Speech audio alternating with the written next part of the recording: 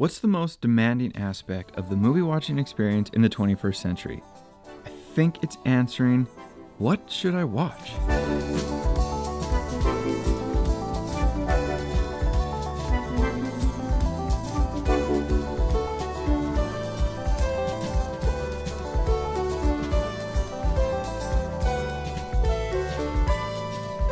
How do you decide what film deserves your attention in the golden age of content?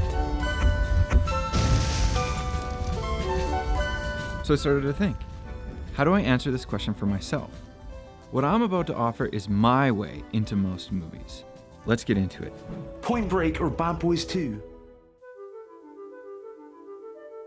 For me, it usually begins with the people behind the movie. And specifically, what did they make before this? Then I realized, context. Specifically, context of her career. I need to back up for a minute. My hope when watching a new movie is to get completely engulfed by it, like a tidal wave approaching. I want to be moved in any way. Det är inte frågan ens om att förstå, utan det är alltid frågan om att ha en känsloupplevelse i första hand. Yes, I want an emotional experience, but I found it increasingly hard to have one with so much noise surrounding new movies. So, the holy grail of the movie-going experience is knowing absolutely nothing about the movie before you see it. Don't know who made it, don't know the genre, the actors, the tradition, nothing. This does not mean picking a movie at random. In the age of Netflix, that is downright dangerous.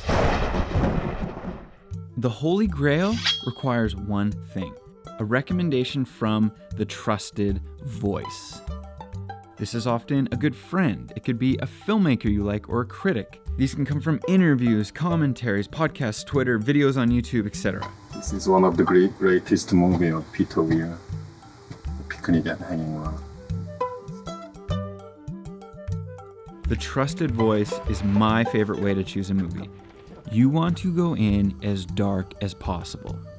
In 2015, my friend Chandler told me about a movie he couldn't stop thinking about called The Witch. A good friend. He had me over to watch it, and immediately afterwards, my first question, who is Robert Eggers? I want to learn everything.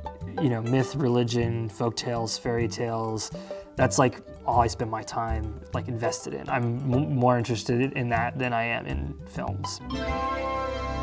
So, I've listened to the trusted voice, I've enjoyed a movie I knew nothing about.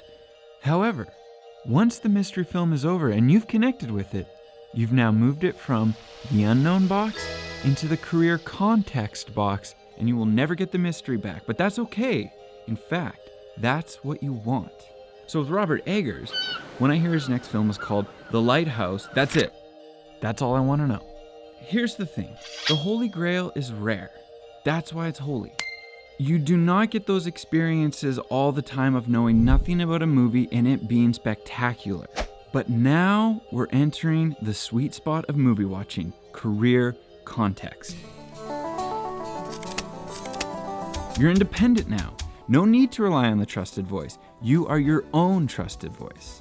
There's nothing more satisfying than when a new filmmaker emerges that you get to add to your list of directors whose movies you automatically see.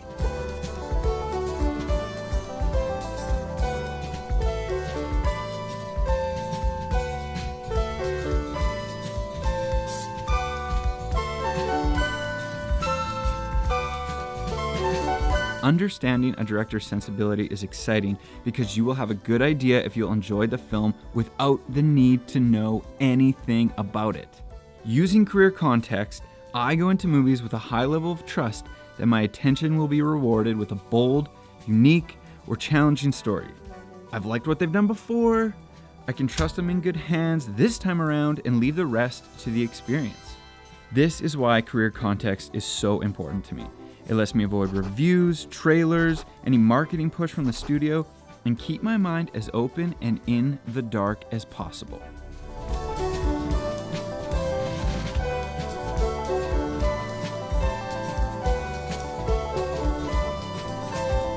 Coming up in part 2, I dive deeper into career context and how it can be an exciting way into film history. I talk about films from the New Hollywood movement of the 1970s and explore how climbing down the tree of influences to find the original source can be a rewarding way to watch movies.